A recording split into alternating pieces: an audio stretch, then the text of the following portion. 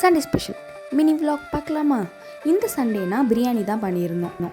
எப்போவுமே பாஸ்மதி ரைஸில் தானே பண்ணுவோம். சரி சீரக சம்பாவில் பண்ணலாம் அப்படின்னு சொல்லி சீரக சம்பாவில் மட்டன் பிரியாணி ஒரு ஹோட்டலில் சாப்பிட்ட இது நல்லா இருந்துச்சு. சரி சிக்கனில் நம்ம ட்ரை பண்ணுவோம் அப்படின்னு சொல்லிட்டு தான் இன்றைக்கி சிக்கனில் சீரக சம்பா ரைஸில் ட்ரை பண்ணியிருந்தோம். 1 kg ரைஸ்க்கு 1 கிலோ தான் பண்ணியிருந்தோம்.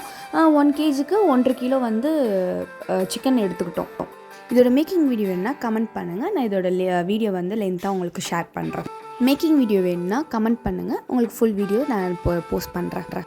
அதேமாதிரி கண்ணை மூடி கண்ணை திறக்கிறதுக்குள்ளே அடுத்த வருஷம் வரப்போகுது.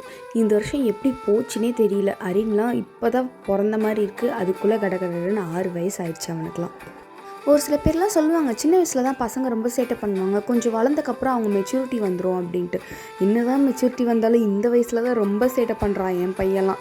உங்கள் வீட்டில் எத்தனை பேர் இந்த மாதிரி அருந்த வாளுங்க இருக்குன்றத கீழே கமெண்ட்டில் சொல்லுங்கள். கார்த்திகை முடிஞ்சு மார்கழி ஸ்டார்ட் ஆக போகுது. இன்னும் 2 நாளில் மார்கழி வரப்போகுது.